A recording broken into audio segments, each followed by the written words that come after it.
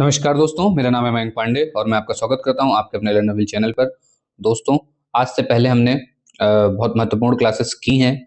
इसके पहले हमने 7 मार्च 2022 के शिफ्ट 1 के क्वेश्चंस को भी किया है और जो आज के क्वेश्चंस हैं, ये क्योंकि बाद की शिफ्ट थी, तो इस पे काफ़ी अच्छे और मॉडरेट क्वेश्चंस भी डेवलप किए गए थे, बनाए गए थे और तो हम वो सारे 100 क्वेश्चंस करेंगे जो 16 तारीख को आए थे, ठीक है? 16 तारीख वाली शिफ्ट पे आए हुए थे और तो आइए हम अपने वीडियो को शुरू करते हैं।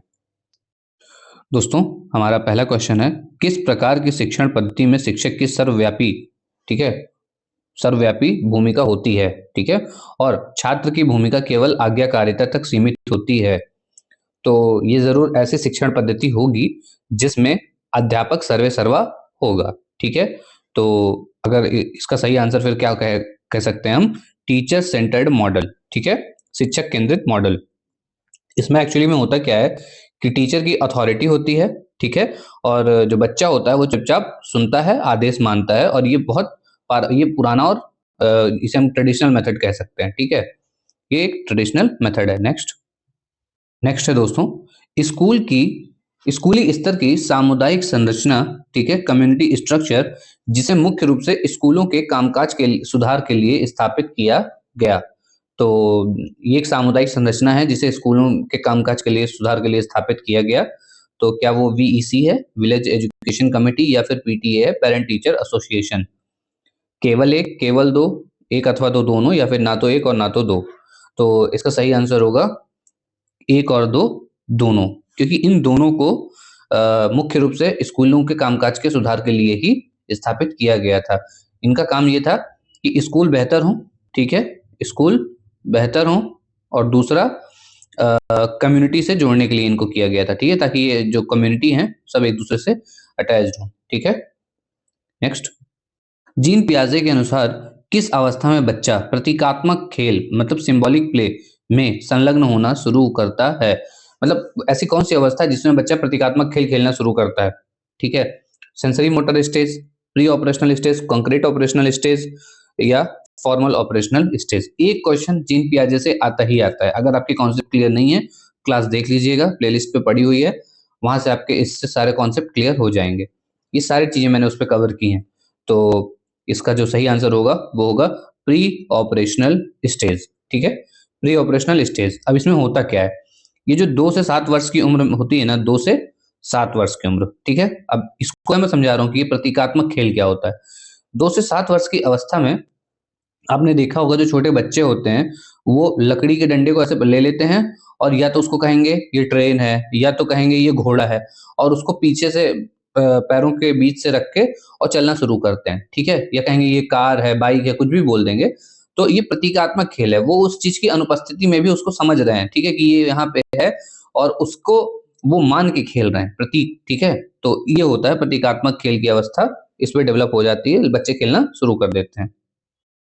एरिक एरिक्सन के अनुसार पहल बनाम दोष, इनिशिएटिव वर्सेस गिल्ट की एज कौन सी है, किस आयु वर्ग में होती है? तो ये होती है 3 से 6 वर्ष में, ठीक है? इसमें होता क्या है, पहल बनाम दोष जो बच्चे का 3 से 6 वर्ष में आता है, उसमें होता क्या है, बच्चा काम खुद से करना चाहता है, ठीक है?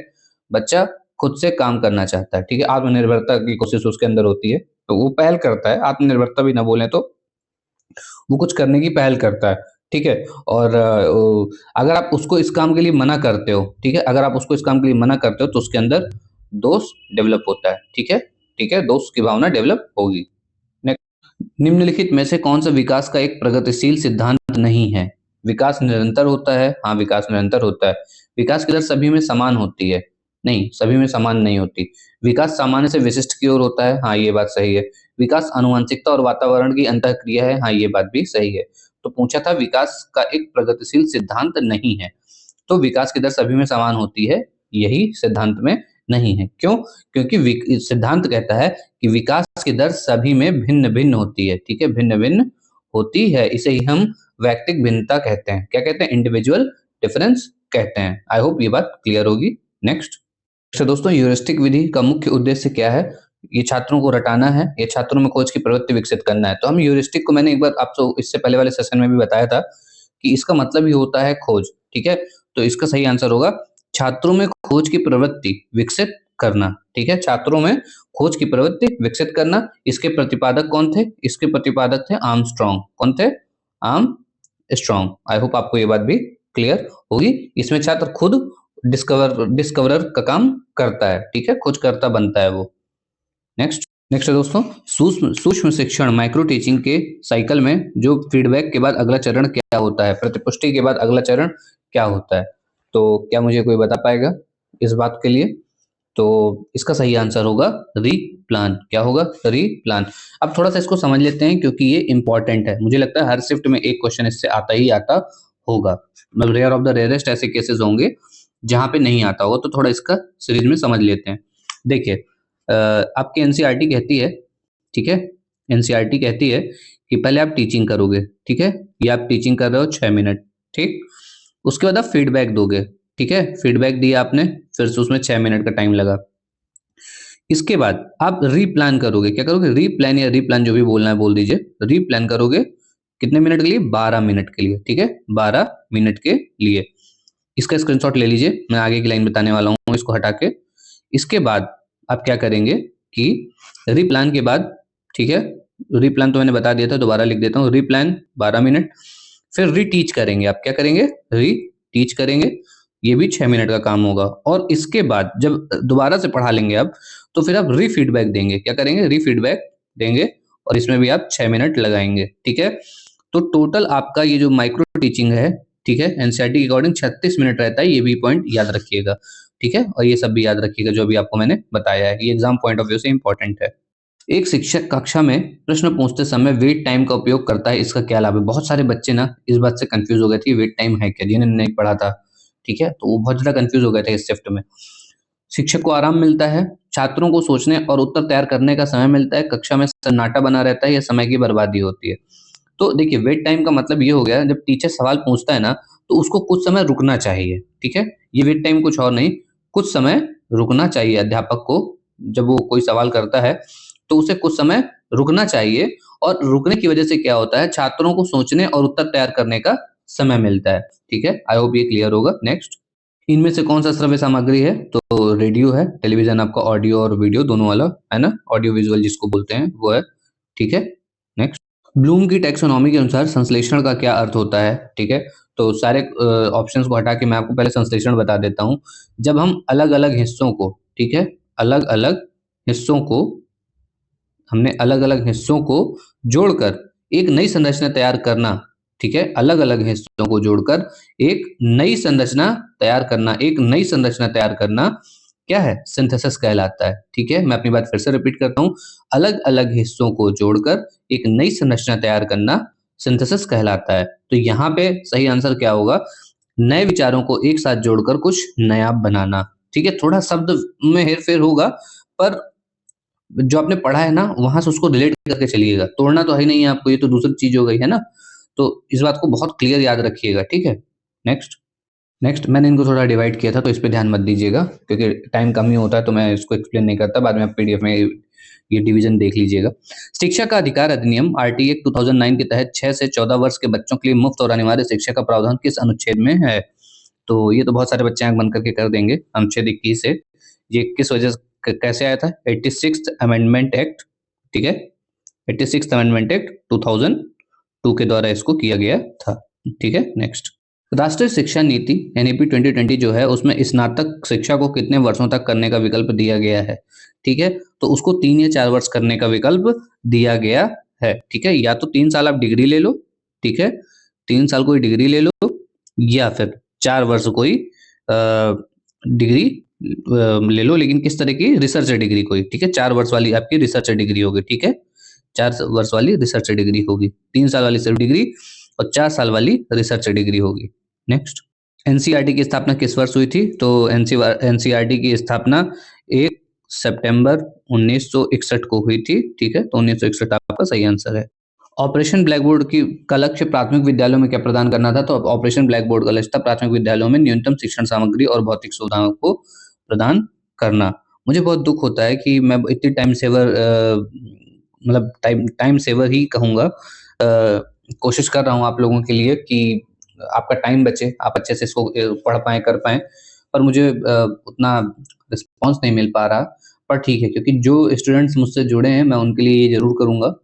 अब अगर आपका साथ देने का वादा किया है तो उसको निभाऊँगा कैसे भी, ठीक है? तो पर कोशिश करिएगा थोड़ा-सा ज़्यादा से ज़्यादा शेयर करिएगा, लाइक करिएगा, ठीक है? क्योंकि लाइक्स भी कम होते हैं, व्यूज़ ज़्यादा ही आ जाते हैं उससे। तो प्लीज़ शेयर करिएगा, लाइक करिएगा, चैनल को सब्सक्राइब करने के अलावा उसको मैक्सिमम आप शेयर कर दीजिए। मेरे लिए वो बहुत बड़ा वो होगा। आई होप थोड़ा मोटिवेशन मुझे मिले, ठीक है? सॉरी फॉर दैट, आपका वक़्त बर्बाद किया। नेक्स्ट, मिड डे मील योजना का मुख्य कारण क्या था? देखिए, मिड डे मील योजना इसीलिए चलाई गई थी कि बच्चों का जो एनरोलमेंट है स्कूल पे, पहले तो वो बढ़े, ठीक है? एनरोलमेंट के बाद जब वो स्कूल आएँ तो स्कूल में रुकें, ठीक है? तो अब उनका रिटेंशन भी बढ़े, ठीक है? तो एनरोलमेंट और रिटेंशन बढ़ाने के लिए, इन दोनों को बढ़ाने के लिए ही ऐसा किया गया था, वरना बच्चे स्कूल आते ही नहीं थे। अगर आ भी जाते थे, तो चले जाते थे, तो खाने का लालच उनको थोड़ा बाँधता था और ये उनके पोषण का भी काम करता था, ठीक है? न्यूट्रिशन का भी काम करता है, ठीक है? तो ये 3 पॉइंट तो हो ही गए। तो इसमें जो ऑप्शन में है वो क्या है? छात्रों का नामांकन और प्रतिधारण को बढ़ाना, यही इसका सही आंसर है। नेक्स्ट, प्राथमिक स्तर पर भाषा सीखने के लिए सबसे महत्वपूर्ण संसाधन क्या है? प्राथमिक स्तर पर भाषा सीखने के लिए सबसे महत्वपूर्ण संसाधन है बाल साहित्य, ठीक है? बाल साहित्य, ये बच्चों को बाँध के रखता है कहानियों में। ईवीएस की कक्षा में सर्वेक्षण कराने का मुख्य उद्देश्य क्या होता है? उन्हें जानकारी देना, सर्वेक्षण से सिर्फ जानकारी तो नहीं मिलेगी, डाटा संग्रह करना, शिक्षक का बोझ कम करना या बच्चों को समुदाय के साथ बातचीत करने के अवसर देना। तो बच्चों को समुदाय के साथ बातचीत करने के अवसर देना। ये बहुत एक्सप्लेनेशन की इनमें जरूरत नहीं है, तो मैं डायरेक्ट आंसर ही बता रहा हूँ इनमें। नेक्स्ट, लेखन अक्षमता, राइटिंग डिसेबिलिटी को क्या कहा जाता है? देखिए, आपने नोटिस किया होगा पहले भी जो क्वेश्चन हमने किए हैं शिफ्ट के, तो उसमें डिसलेक्सिया और डिस्ग्राफिया से भर भर के क्वेश्चन आता है। तो अगर किसी का कॉन्सेप्ट इन दोनों को लेके क्लियर नहीं है, ये डिसलेक्सिया और डिस्ग्राफिया इन दोनों को, तो वो अच्छे से इन्हें करेगा, ठीक है? तो इसका सही आंसर क्या होगा? देखिए, लेखन अक्षमता की जब बात करें तो ये जो ग्राफ वर्ड है इस पे ध्यान दीजिएगा। ये तभी आता है जब लेखन अक्षमता होती है, ठीक है? ग्राफ ग्राफ का मतलब यहाँ पे राइटिंग से है, ठीक है? क्या है? राइटिंग से। तो डिस्ग्राफिया इसका सही आंसर होगा। नेक्स्ट, नोम चॉम्स्की के अनुसार बच्चों में भाषा सीखने की क्षमता डैश होती है, ठीक है? तो इनका मानना था कि ये जन्मजात होती है, इनेट होती है, ठीक है? जन्मजाति होती है। नेक्स्ट, ईवीएस में परिवार और मित्र क्या है? सीटेट का क्वेश्चन है, ठीक है? तो ईवीएस में परिवार और मित्र क्या है? ये मेन थीम है, ठीक है? देखिए, क्या था कि इसमें 6 मेन थीम थी। कितनी थी? 6 मेन थीम थी। पहली तो आपकी हो गई यही वाली, परिवार और मित्र, ठीक है? फैमिली एंड फ्रेंड्स वाली। दूसरा है आपका सेकंड जो है भोजन। तीसरी है आपकी पानी, ठीक है? पानी हो गई, पानी के बाद हो गया आवास। क्या हो गया? आवास। और आवास के बाद हो गया यात्रा, ठीक है? यात्रा। और इसके बाद एक और है, वो यहाँ पे नहीं आएगी, मुझे इसको हटाना पड़ेगा। हम चीजें कैसे करते हैं, ठीक है? हम चीजें कैसे करते हैं, इनको लाइन से याद रखिएगा। मैं ये नहीं कह रहा हूँ कि एग्जाम में आ ही जाएगा, ठीक है? लेकिन अगर आता है तो आपके मार्क्स सॉलिड है, ठीक है? तो पढ़ना तो सब कुछ पड़ता है ना? वरना बिना पढ़े थोड़ी होगा कुछ। आई होप ये बातें आपको क्लियर होंगी। वाइगॉत्स्की के अनुसार वह कार्य जो बच्चा अकेले नहीं कर सकता लेकिन अधिक कुशल साथी की मदद से कर सकता है, मतलब मोर नॉलेजेबल अदर की मदद से कर सकता है, वो क्या है? वह क्या है? वाइगॉत्स्की के अनुसार वह कार्य जो बच्चा अकेले नहीं कर सकता लेकिन अधिक कुशल साथी की मदद से कर सकता है, उसे क्या कहते हैं? ठीक है? अगर कहें तो बच्चा किस एरिया पे होगा, ठीक है? वो है पूछ रहा है ये। तो ये है zone of proximal development, ZPD. ये एक ऐसा गैप होता है जहां पे बच्चा खुद कुछ कर सकता है, ठीक है? खुद कुछ कर सकता है और बीच में गैप मान लीजिए, और किसी बड़े की मदद से कुछ कर सकता है, ठीक है? तो उसके बीच के एरिया को कहते हैं जेडपीडी, ठीक है? नेक्स्ट, प्रोजेक्ट विधि का एक चरण नहीं है। प्रोजेक्ट विधि का कौन सा चरण नहीं है? रटना उसका चरण नहीं है, ठीक है? मेमोराइजिंग उसको पसंद नहीं है प्रोजेक्ट विधि में, कहीं भी नहीं। ये इनका मानना है लर्निंग बाय डूइंग। क्या कहते हैं ये? लर्निंग बाय डूइंग, ठीक है?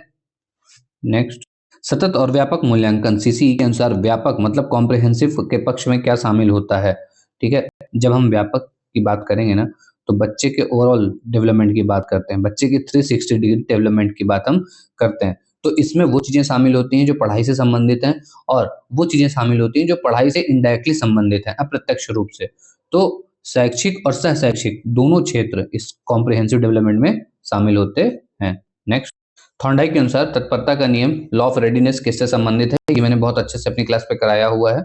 तो कार्य करने की इच्छा और मानसिक तैयारी से संबंधित है। नेक्स्ट, पर्सनालिटी के बिग 5 मॉडल में ओ का क्या अर्थ होता है? तो पर्सनालिटी के बिग 5 मॉडल में ओ का मतलब क्या होता है? कोई मुझे बता सकता है? इसमें होता है जो व्यक्ति होता है ना, ओ का मतलब होता है व्यक्ति जब नई चीजों को सीखने के लिए कितना जिज्ञासु है। ठीक है, ठीक है, व्यक्ति नई चीजों को सीखने के लिए कितना जिज्ञासु है। तो इसका सही आंसर क्या होगा? अनुभव के प्रति खुलापन, ओपननेस टू एक्सपीरियंस। ठीक है, मतलब आप जिज्ञासु हैं सीखने के लिए। नेक्स्ट, कोहलबर्ग के अनुसार, ठीक है, कोहलबर्ग के अनुसार किस स्तर पर नैतिकता बाहरी दंड और पुरस्कार द्वारा नियंत्रित होती है? बहुत अच्छा क्वेश्चन है, भर के ये लोग पूछते हैं बच्चों से रिलेटेड चीजें।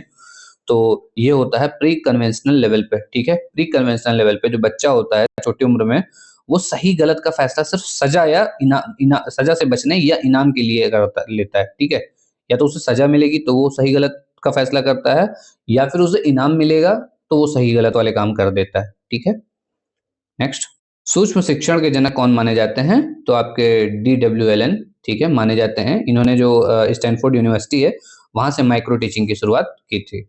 ठीक है, नेक्स्ट, प्राथमिक स्तर पर गणित की पाठ्यपुस्तक में कहानियां और कविताएं शामिल करने का मुख्य उद्देश्य क्या है? तो गणित के संदर्भ में ऐसा क्यों किया जाता है? इसका उद्देश्य क्या है? देखिए, जो कहानियां होती हैं उनके जरिए गणित पढ़ाने से उसका डर खत्म होता है। ठीक है, ये कहानियां खत्म करती हैं बच्चे का डर। ठीक है, ये बात याद रखिएगा। और रियल लाइफ से, मतलब कहानी और कविताएं दोनों ही, और रियल लाइफ से जोड़ती हैं। क्या करती हैं? रियल लाइफ से जोड़ती हैं। तो इसलिए इसका सही आंसर होगा आपका कि गणित को संदर्भगत और आनंदमय बनाना। नेक्स्ट, निदानात्मक परीक्षण के बाद शिक्षक को क्या करना चाहिए? देखिए, डायग्नोस का मतलब हो गया यहाँ पे, ठीक है, बीमारी का पता लगाना। क्या करना? बीमारी का पता लगाना। यहाँ बीमारी आपकी प्रॉब्लम है। ठीक है, तो प्रॉब्लम का पता लगाना। ठीक है, जब आप प्रॉब्लम का पता लगाते हो या डॉक्टर बीमारी का पता लगाता है तो वो उसका क्या करता है? उसके रेमेडी बताता है, उसको ठीक करता है ना, उसका उपचार बताता है। तो निदानात्मक परीक्षण के बाद शिक्षक को क्या करना चाहिए? तो उपचारात्मक शिक्षण करना चाहिए, रिमेडियल टीचिंग करनी चाहिए। नेक्स्ट, एनसीएफ 2005 कहता है कि एक शिक्षक की क्या भूमिका होनी चाहिए? बहुत बढ़िया क्वेश्चन है, कई बार पढ़ा है आपने। सुविधा प्रदाता, फैसिलिटेटर होना चाहिए। आरटीई एक्ट 2009 के अनुसार एक शैक्षणिक वर्ष में 6 से 8 के लिए न्यूनतम कार्य दिवस कितने होने चाहिए? 6 से 8 तक के लिए न्यूनतम कार्य दिवस कितने होने चाहिए? तो देखिए, 1 से 5 तक 200 दिन कहे जाते हैं कार्य दिवस, और 6 से 8 तक 220 दिन कहे जाते हैं। ठीक है, तो इसका सही आंसर होगा 220। अगर ये डाटा गलत हो, ठीक है, तो आप क्रॉस वेरीफाई कर लीजिएगा। ऐसे डाटा को एजुकेटर के पढ़ाने के बाद भी क्रॉस वेरीफाई करिए, और अगर एजुकेटर ने आपको गलत पढ़ाया है तो कमेंट बॉक्स में जाके उससे सही करिए। ठीक है, और मुझे बहुत अच्छा लगता है जब मेरे स्टूडेंट मुझे सही करते हैं किसी चीज में। ठीक है, थोड़ा एफर्ट आप भी किया करिए। 220 दिन। नेक्स्ट, एक्शन रिसर्च शब्द का सबसे पहले प्रयोग किसने किया था? तो एक्शन रिसर्च को सबसे पहले प्रयोग किया था कर्ट लेविन ने। ठीक है, कर्ट लेविन ने इसका प्रयोग किया था, लेकिन शिक्षा में इसे फेमस किसने किया था? इन्होंने किया था। फेमस करने वाले ये थे। ठीक है, दोनों के बारे में हमने पढ़ा है। ठीक है, पहले तो मुझे ये एक्शन रिसर्च वाला चैप्टर समझ में नहीं आता था डीएलएड एक्ट के टाइम पे, फिर काफी बाद में समझ में आया मुझे।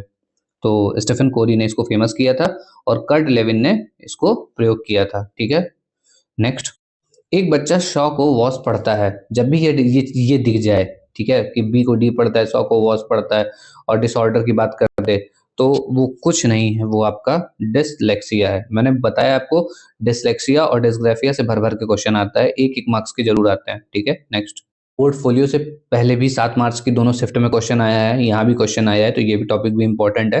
पोर्टफोलियो में क्या रखा जाता है?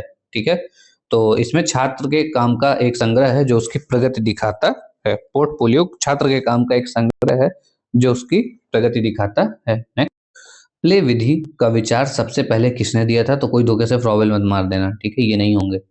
ठीक है, प्ले मेथड का सबसे पहला विचार दिया था हेनरी कोल्डवेल कुक ने। ठीक है, हेनरी कोल्डवेल कुक ने सबसे पहले ये विचार दिया था। इंपॉर्टेंट किस सेक्शन में रखिए, क्योंकि डायरेक्ट फैक्ट है ये। ठीक है, इंपॉर्टेंट इसलिए नहीं कि आएगा, इंपॉर्टेंट इसलिए कि याद रहना चाहिए। तो प्लेवे मेथड जो है वो कुक ने दिया था। अगर आप पूरा नाम भूल जाए तो कुक याद रखिएगा। ठीक है, नेक्स्ट, एनईपी 2020 के अनुसार ईसीसीई की आयु वर्ग क्या है? तो इसका सीधा सा आंसर है 3 से 8 वर्ष। अगर किसी को नहीं पता तो रट के जाओ इसको अच्छे से, ठीक है। आयु वर्ग वो जरूर पूछता है और ज्यादातर वो ईसीसीई भी पूछता है। पहले भी वो 7 मार्च वाली शिफ्ट में भी उसने यही पूछा था, ठीक है। ईसीसीई 3 से 8 वर्ष की बात उसने पूछी थी। जेंडर एक अवधारणा है, तो जेंडर एक सोशल अवधारणा है। क्या है? एक सामाजिक अवधारणा है। सीटेट में आपने बहुत अच्छे से पढ़ा होगा ये, ठीक है। देखिए, लड़का होना या लड़की होना, ठीक है, लड़का लड़की होना क्या है? ये बायोलॉजिकल होता है, ठीक है, ये बायोलॉजिकल होता है। लेकिन लड़का रोता नहीं है, ये सोशल हो गया, ठीक है, ठीक है। नेक्स्ट, सूक्ष्म शिक्षण की चक्र कुल अवधि आमतौर पर कितनी होती है? चक्र की कुल अवधि कितनी होती है? ये मैंने अभी अभी आपसे डिस्कस किया था। 36 मिनट होती है। टीचिंग होती है, फीडबैक होता है, फिर रीप्लानिंग होती है, फिर रीटीचिंग होती है, फिर रीफीडबैक होता है, ठीक है।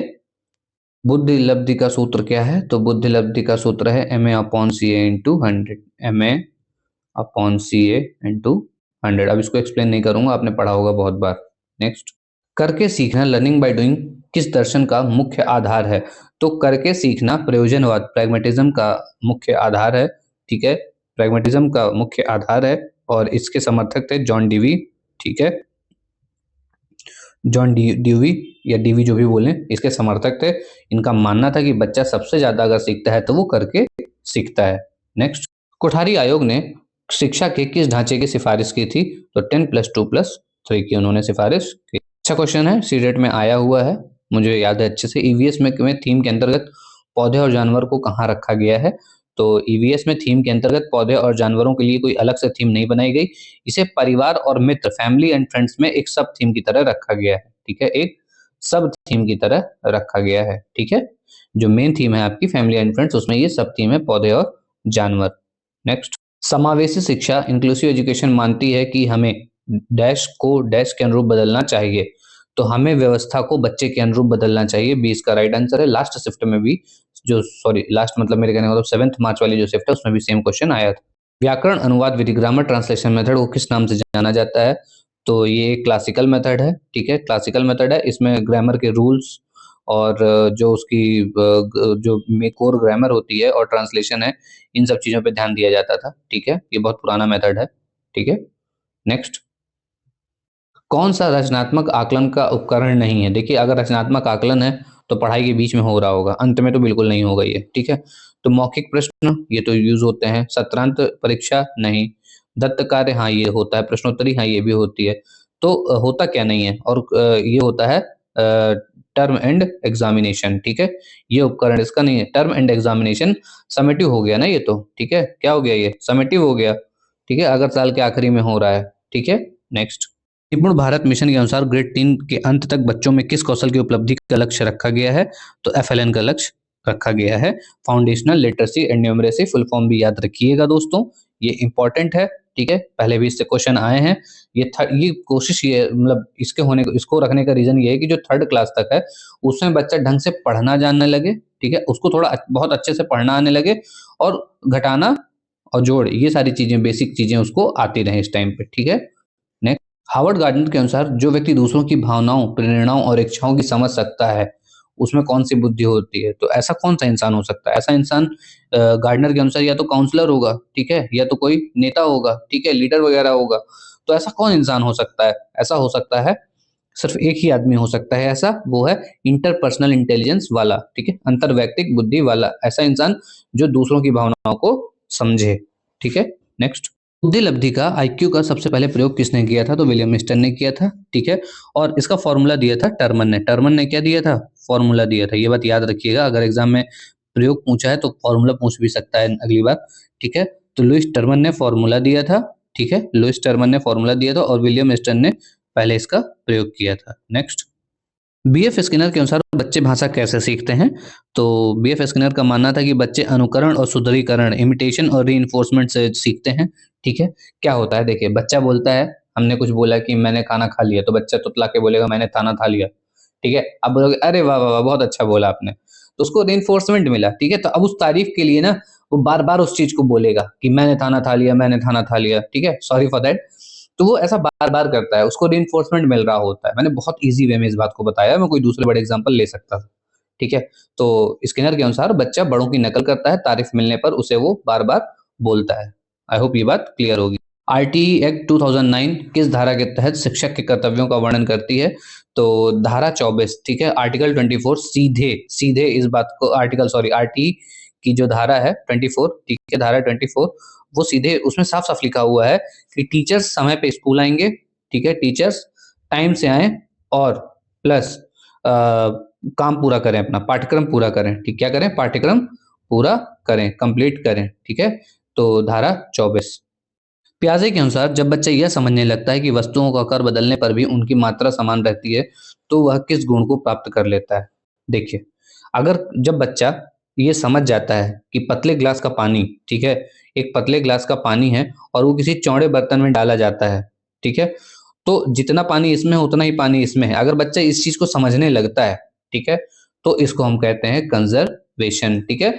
वस्तुओं का आकार बदलने पर भी उनकी मात्रा समान है, ये है संरक्षण, कंजर्वेशन, ठीक है। और इस बात को बहुत अच्छे से याद रखिएगा क्योंकि कंजर्वेशन, पियाजे के कंजर्वेशन से, एनिमिज्म से, ईगोसेंट्रिज्म से, ऑब्जेक्ट परमानेंस से ही क्वेश्चन ज्यादा बनते हैं, ठीक है। तो ये सारे ऑप्शंस आप, मैंने ये थ्योरी बहुत अच्छे से कराई है, वहां से आप इसे कर भी सकते हैं। नेक्स्ट, कौन सी द्वितीयक समाजीकरण एजेंसी है? ये पहले भी स्विफ्ट में आया हुआ क्वेश्चन है, विद्यालय और मीडिया द्वितीयक समाजीकरण एजेंसी है। सीटेट का क्वेश्चन है, ईवीएस में एकीकृत दृष्टिकोण का क्या अर्थ होता है? तो विज्ञान, सामाजिक विज्ञान और पर्यावरण शिक्षण को एक साथ पढ़ाना इसका उद्देश्य होता है। नेक्स्ट, विशेष आवश्यकता वाले बच्चों के लिए तैयार की गई आईईपी का पूर्ण रूप क्या है? तो विशेष आवश्यकता वाले बच्चों के लिए तैयार की गई आईईपी का जो पूर्ण रूप है वो है हर खास बच्चे की जरूरत अलग होती है, ठीक है। इसमें होता क्या है पहले ये जान लेते हैं। तो इसमें हर खास बच्चे की जरूरत अलग होती है और इसलिए उसका एक पर्सनलाइज्ड प्लान बनाया जाता है आईईपी के तहत, ठीक है। ये CWSN कौन है?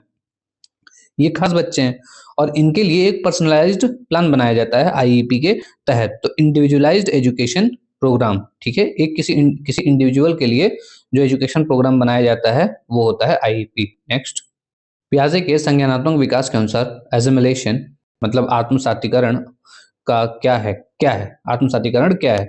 तो देखिए, इसका मतलब होता है नई जानकारी को मौजूदा स्कीमा में फिट करना, नई जानकारी को मौजूदा स्कीमा में फिट करना। अब एसिमिलेशन को एग्जांपल से समझते हैं। आपने बहुत बार सुना भी है एग्जांपल। बच्चे ने देखा कुत्ते को, ठीक है, कुत्ते को देखा, आपने उसको बताया कि ये कुत्ता है, ठीक है। अगली बार जब वो बिल्ली को देखेगा, ठीक है, तो बिल्ली को देख के वो क्या कहेगा कि छोटा कुत्ता कहेगा, या तो कुत्ता बोलेगा या तो छोटा कुत्ता बोलेगा, ऐसा ही कुछ बोलेगा, ठीक है। तो बिल्ली को भी वो कुत्ता ही बोलेगा। तो वो जो उसको पहले से पता है उसमें वो एक नई जानकारी को बैठा रहा है, ठीक है। तो नई जानकारी को अपने मौजूदा स्कीमा में फिट करने की कोशिश कर रहा है, ठीक है। ये पियाजे के अकॉर्डिंग है ये सारी चीजें। तो इसको बोलते हैं एसिमिलेशन, आत्मसातीकरण। नेक्स्ट, मैंने अपने लास्ट वीडियो पे पूछा था एडीएचडी का फुल फॉर्म, किसी एक बंदे का रिप्लाई नहीं आया कमेंट बॉक्स पे। और या तो आप देखे, लड़कों ने देखा नहीं है, या तो जो भी हो मुझे नहीं पता, पर अगर प्लीज कोई पूरा वीडियो देख रहा है तो मुझे रिप्लाई जरूर किया करे मेरे सवालों का, मुझे अच्छा लगेगा। एडीएचडी से ग्रसित बच्चे की मुख्य विशेषता क्या होती है?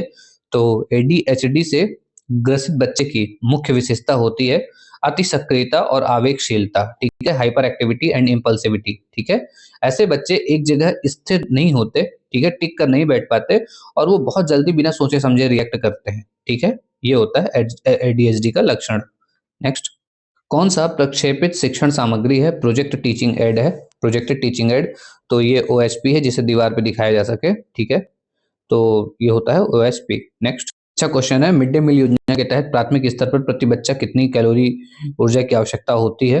तो 450 कैलोरी की जरूरत होती है, ठीक है, 450 कैलोरी का वो नियम है और 12 ग्राम प्रोटीन की जरूरत होती है, ठीक है, 12 ग्राम प्रोटीन की जरूरत होती है। नेक्स्ट, भाषा कौशलों का स्वाभाविक क्रम क्या है? तो ये तो ऑप्शन में ही दे दिया है अगर किसी ने पढ़ा रहा होगा सीटेट में। LSRW, लर्निंग, ठीक है, लर्निंग, स्पीकिंग, रीडिंग और राइटिंग, सॉरी यहाँ पे लर्निंग नहीं लिसनिंग है, ठीक है, sorry sorry sorry, listening, speaking, reading and writing, ठीक है। तो ये इसका सही आंसर होगा। नेक्स्ट, बाल केंद्रित शिक्षा के समर्थक कौन थे? हमने अभी अभी थोड़ा सा इनके बारे में जाना था, तो क्या कोई बता सकता है कि कौन थे? आप में से कोई बता पाए? जॉन डीवी थे। कौन थे? John Dewey. इन्होंने प्रगतिशील शिक्षा और बाल केंद्रित शिक्षा दोनों की बात की थी, ठीक है, ये प्रगतिशील शिक्षा की बात भी इन्होंने की थी। नेक्स्ट, क्रियात्मक अनुसंधान के चरणों का सही क्रम क्या है? योजना बनाना, कार्य करना, निरीक्षण करना, चिंतन करना, योजना, कार्य, ब्ला ब्ला ब्ला, केवल योजना बनाना। ये तीनों ही नहीं होंगे, ठीक है। ये PAOR होगा, इसको ऐसे याद रखिएगा, PAOR, plan, act, observe, reflect. इस तरह से इसको याद रखिएगा इंग्लिश में, PAOR, रट लीजिएगा एकदम से। अगर आ गया तो सॉलिड मार्क्स हैं आपके। ये क्लासरूम की समस्या समाधान के लिए डिजाइन किया गया है, ठीक है। तो plan, act, observe and reflect. Kohlberg के अनुसार सामाजिक अनुबंध अभिविन्यास, सोशल कॉन्ट्रैक्ट ओरिएंटेशन किस स्तर के अंतर्गत आता है?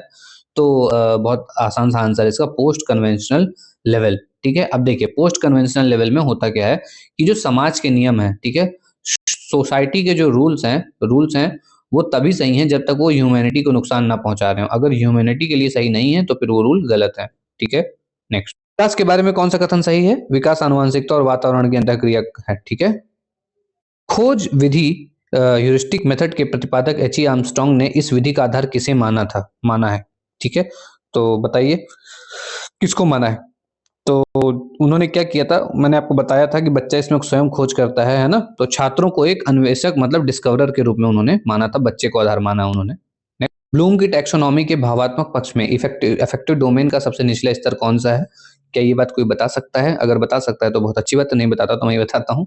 आग्रहण मतलब रिसीविंग, प्राप्त करना। देखिए इनके एक्सप्लेनेशन देने में बहुत समय जाएगा, तो मैं ये मान के चलता हूँ कि आपने ये पढ़ा होगा। अगर आपने नहीं पढ़ा है तो मैं इन पे अलग से पर्टिकुलर वीडियो बना दूंगा। ब्लूम हो गया या और जो भी हो गए, बांडुरा वगैरह हो गए, तो इन पे एक छोटा छोटा वीडियो मैं बना दूंगा एक्सप्लेनेशन के लिए, ठीक है। नेक्स्ट, अब सारी चिंतन डाइवर्जेंट थिंकिंग मुख्य रूप से किससे संबंधित है? तो ये संबंधित है, ये लास्ट शिफ्ट में भी आया था, लास्ट मतलब 7 मार्च वाली शिफ्ट में भी आया था। ये क्रिएटिविटी से रिलेटेड है और 7 मार्च की दोनों शिफ्ट में ये क्वेश्चन आया था, ठीक है, और यहाँ भी आया है। तो डाइवर्जेंट थिंकिंग क्रिएटिविटी से रिलेटेड है। सिर्फ 2005 ज्ञान को स्कूल के बाहरी जीवन से जोड़ना क्या सुनिश्चित करता है? ज्ञान को स्कूल के बाहरी जीवन से जोड़ना क्या सुनिश्चित करता है? ठीक है, रटंत्र प्रणाली से मुक्त करना, ठीक है, सच में यही है, तुक्का नहीं मारा मैंने, ठीक है।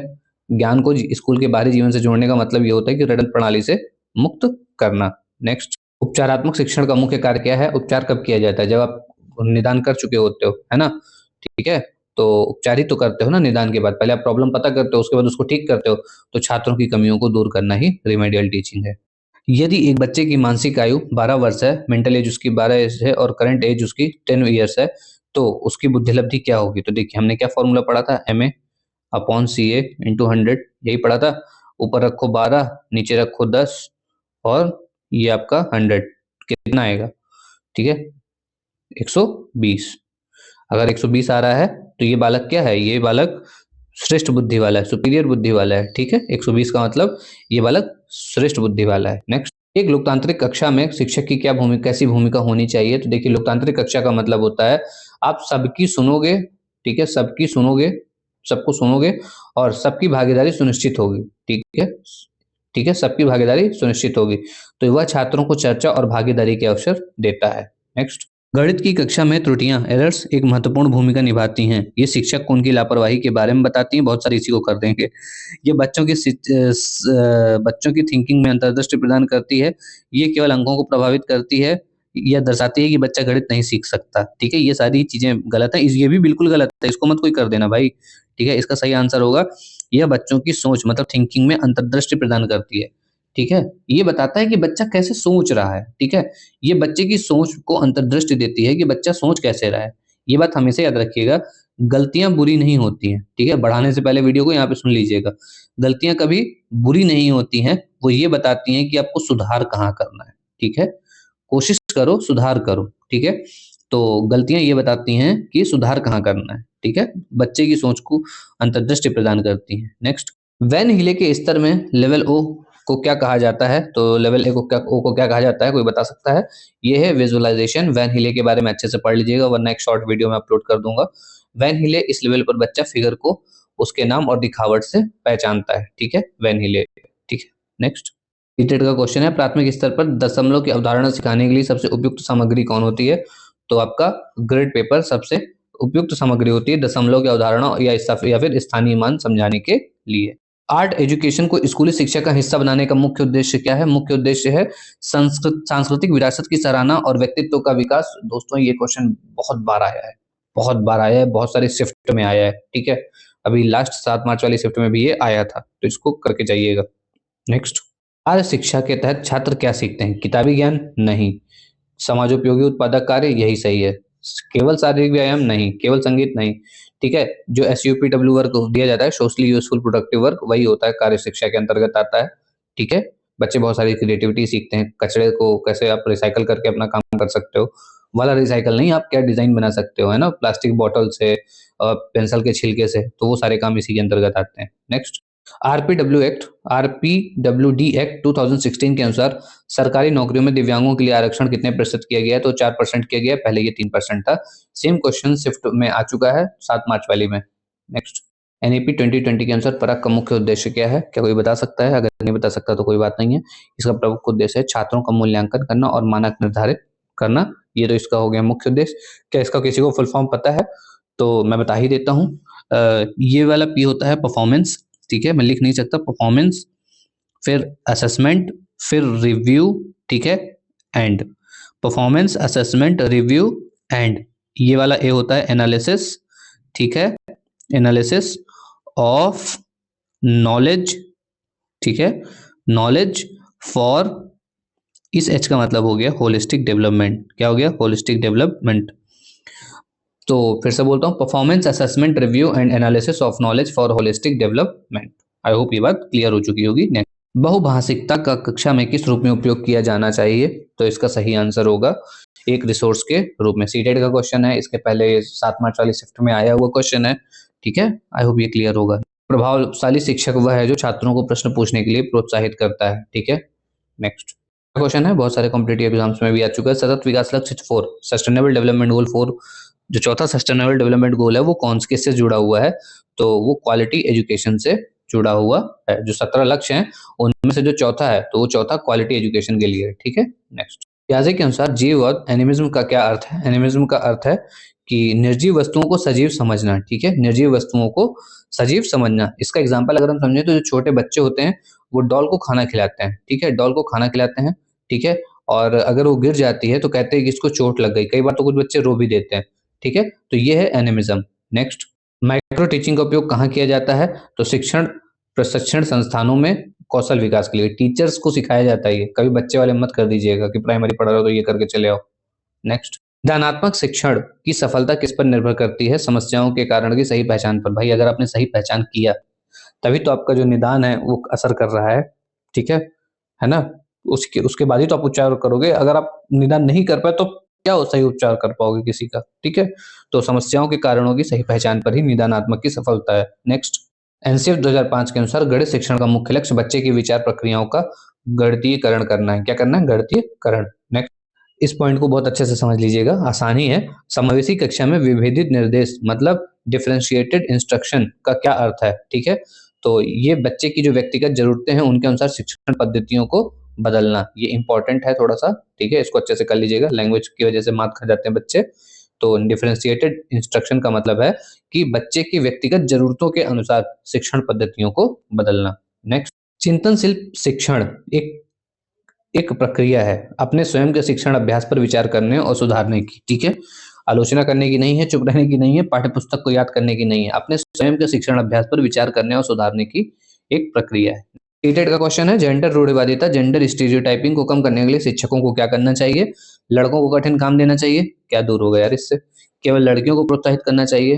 तब तो फिर मामला ही गड़बड़ा जाएगा, लड़कों के अंदर और हीन भावना आ जाएगी, सॉरी फॉर दैट। लड़के और लड़कियों को अलग अलग स्कूल होना चाहिए? अरे भाई क्या फालतू बात है। गैर पारंपरिक भूमिकाओं में लड़कों और लड़कियों दोनों को शामिल करना चाहिए। मैं तो बेस्ट बोलता हूँ, जब मैं पढ़ाता था ना तो मैं उस टाइम पे बोलता था कि उनके गार्जियन से बोलता था, आप अपने बेटे से पोछा लगवाओ, ठीक है, पॉलिश करवाओ जूतों पे, ठीक है। और ऐसा नहीं होता था कि मैं लड़कियों के लिए कुछ मना करता था, मैं उनके लिए भी काम बोलता था, सेम चीजें बोलता था, ठीक है, ताकि कोई एक दूसरे को बहुत ऊंचा ना समझे, ठीक है। अलग अलग घरों पे कहीं कहीं लड़कियों को बहुत अच्छा ट्रीटमेंट है, कहीं लड़कों को बहुत अच्छा ट्रीटमेंट है। तो मैं कहता था भाई ऐसा मत करो आप, ठीक है, आप लड़के से भी दबा के काम कराओ और लड़कियों से भी खूब काम कराओ, मतलब, ठीक है, और वो काम कराओ जिनको वो करने से मना कर रहे हो, ठीक है। उनके मन में ये नहीं होना चाहिए लाइफ में को अपने मतलब डेवलप होते टाइम, हो सकता है आपको ये बात नहीं सही लगे, पर उनके अंदर ये भावना नहीं आनी चाहिए, अरे मैंने कभी किया नहीं है, मैंने कभी, ऐसा नहीं होना चाहिए। चाहे लड़का हो चाहे लड़की, उनसे उनके माता पिता को बहुत अच्छे से काम लेने ही लेने चाहिए, ठीक है। इवन खाना बनाने से लेके घर के बाहर के काम लड़के लड़की दोनों को बराबर करने चाहिए, ठीक है, यही उनको स्वावलंबी बनाता है, ठीक है, किताबें नहीं स्वावलंबी बनाती। नेक्स्ट, कोलबर्ग के अनुसार सार्वभौमिक नैतिक सिद्धांत यूनिवर्सल एथिकल प्रिंसिपल किस अवस्था में है, तो वो चरण 6 में है। नेक्स्ट, एकीकृत शिक्षा और समावेशी शिक्षा में मुख्य अंतर क्या है, तो समावेशी शिक्षा में व्यवस्था बच्चे के अनुसार बदलती है। क्या होता है, समावेशी शिक्षा में व्यवस्था बच्चे के अनुसार बदलती है, यही इसका अंतर है। ये देखिए अलग अलग तरीके से कितने बार ये चीज आ चुकी है, ठीक है। नेक्स्ट, व्यावसायिक शिक्षा वोकेशनल एजुकेशन का मुख्य लाभ क्या है, अब बताइए मैं इसमें आपको क्या एक्सप्लेन कर दूं। समय बचाती है, छात्रों को रोजगार के कौशल प्रदान करती है, गणित को आसान बनाती है, या स्कूल की फीस कम करती है। आपको लगता है कि ये चीजें रेलेवेंट है, ये तो चलो ठीक है थोड़ा सा, लेकिन कहाँ से बचा देगी समय, नहीं, ये छात्रों को रोजगार के कौशल प्रदान करती है, ठीक है। ये तो एक कॉमन सेंस की बात है कि अगर आप वोकेशनल एजुकेशन दे रहे हो तो उसके अंदर जो स्किल्स डेवलप हो रही है वो आगे काम आएंगी, ठीक है, खाली नहीं बैठेगा बच्चा भविष्य में। नेक्स्ट क्वेश्चन है, एनईपी 2020 में 360 degree multi dimensional report card का क्या अर्थ है। मल्टी डायमेंशनल रिपोर्ट कार्ड का मतलब होता है स्व आकलन, सहपाठी आकलन और शिक्षक आकलन का समावेश, ठीक है। स्व आकलन, सहपाठी आकलन और शिक्षक आकलन का समावेश मल्टी डायमेंशनल रिपोर्ट कार्ड है, ठीक है। मचान, इसके फोल्डिंग का क्या अर्थ है, तो इसका अर्थ है सीखने में वयस्कों द्वारा दिए गए अस्थायी सहयोग या फिर टेम्पररी सपोर्ट, ठीक है। नेक्स्ट, ईवीएस की पाठ्यपुस्तकों में पहेलियां शामिल करने का क्या उद्देश्य है, छात्र को भ्रमित करना नहीं, केवल पन्ने भरना नहीं, अरे पन्ने कैसे भरेंगे, खेल खिलाना नहीं, ये सारे ही नहीं है। इसका सही उद्देश्य होता है आलोचनात्मक सोच और जिज्ञासा विकसित करना। बच्चा कई डायमेंशन में सोचने की कोशिश करता है, उसके अंदर क्यूरियोसिटी डेवलप होती है, जिज्ञासा आती है कि यार इसका क्या आंसर होगा, पहेली को सॉल्व करने की बहुत ज्यादा कोशिश करता है, अलग अलग आंसर बताता है वो, ठीक है, अलग अलग दिशाओं पे सोच रहा होता है। तो ये इसका मेन है कि आलोचनात्मक सोच और जिज्ञासा विकसित करना। नेक्स्ट, बुद्धि के संदर्भ में जी फैक्टर और एस फैक्टर किसने सिद्धांत दिया था, तो ये सिद्धांत दिया था स्पीयरमैन ने, बी इसका आंसर होगा। और जी जो फैक्टर होता है जनरल फैक्टर है, ये सभी के पास होता है, ठीक है, सभी के पास होता है। और एस फैक्टर ये स्पेशल फैक्टर है, ये कुछ व्यक्तियों के पास या खास लोगों के पास होता है, ठीक है, खास लोगों के पास होता है, ऐसा एक्सपेरिमेंट बोलते हैं, हम नहीं बोल रहे। नेक्स्ट, इंडक्टिव मेथड में हम किस ओर बढ़ते हैं, तो उदाहरण से नियम की ओर जाते हैं। पहले आप बच्चे को संज्ञा के उदाहरण दोगे, फिर संज्ञा बताओगे कि क्या है, ठीक है, तो ये होता है इंडक्टिव मेथड। बाल संसद का गठन स्कूल में क्यों किया जाता है, शिक्षकों को काम कम करने के लिए, चुनाव लड़ने के लिए, सफाई नहीं, इन सब के लिए नहीं, छात्रों में नेतृत्व और लोकतांत्रिक मूल्यों का विकास करने के लिए, ताकि कल को नेता बने तो भ्रष्टाचार न करें, देश की प्रगति पर ध्यान दें, है ना, ठीक है, लोगों को रोजगार दें, बेरोजगार ना बेचारों को बैठाएं। आज कितना सारा लड़का बेचारा बेरोजगार है, अगर हमारे नेता अच्छे होते तो शायद आज ये बेरोजगारी इस हद तक नहीं होती। खैर, टीचर को कभी ऐसे कमेंट्स नहीं करने चाहिए, सॉरी फॉर दैट। नेक्स्ट, निपुण भारत मिशन के तहत किस आयु वर्ग के बच्चों को शामिल किया गया है, ठीक है, तो निपुण भारत मिशन के तहत 3 से 9 वर्ष के बच्चों को शामिल किया गया है। फैक्चुअल क्वेश्चन है, बहुत अच्छे से इनको रट्टा मार के जाइएगा, फैक्चुअल है एकदम, ठीक है। नेक्स्ट, शिक्षा में अनुशासन बनाए रखने का सबसे प्रभावशाली तरीका क्या है, शिक्षण को रोचक और सार्थक बनाना, शिक्षण को रोचक और सार्थक बनाना, ठीक है। नेक्स्ट, यशपाल समिति 1993 की रिपोर्ट का मुख्य शीर्षक क्या था, बिना बोझ के सीखना, लर्निंग विदाउट बर्डन। ये है एक बहुत, चलिए पहले बता देता हूँ, यशपाल जी ने कहा था, प्रोफेसर थे ये, तो इन्होंने कहा था कि बुक्स का बोझ कम करो, ठीक है, बुक्स का बोझ कम करो और समझने का बोझ बढ़ाओ, ठीक है, ये इन्होंने कहा था कि बुक्स का बोझ कम करो और समझने का बोझ बढ़ाओ। पर आप सच में बताइए, आज की डेट में जब मैं आप बच्चों को देखते हैं तो 1993 की रिपोर्ट है और कितना लंबा समय निकल गया, क्या आज भी ये रिपोर्ट फॉलो हो रही है, गधों की तरह बच्चे बेचारे बुक्स लेके जाते हैं, इवन आप अपने टाइम से ले लीजिए तो भी। नेक्स्ट दोस्तों, ये हमारा लास्ट क्वेश्चन है और आइए इसको भी डिस्कस कर ही लेते हैं। सीखने के लिए आकलन किस प्रकार का आकलन है, असेसमेंट फॉर लर्निंग, ये क्या है, ये एक फॉर्मेटिव है, ठीक है। सीखने के लिए आकलन, देखिए बार बार ये क्वेश्चन आ रहा है, मैं बता रहा हूँ आपको, 7 मार्च की दोनों शिफ्ट में ये क्वेश्चन आया था, ठीक है। तो रचनात्मक है, फॉर्मेटिव है, ठीक है, और असेसमेंट फॉर लर्निंग, जो योगात्मक क्या होता है, समेटिव, ये लास्ट में होता है, ठीक है। और आशा करता हूँ कि आपके लिए वीडियो हेल्पफुल होगी and thanks for watching. Channel को प्लीज लाइक शेयर और सब्सक्राइब करिएगा, बहुत कम टाइम पे काफी क्वेश्चंस आपके हो रहे हैं। Fuel your future with Learnwill, have a bright future in this and God bless you all, thank you so much.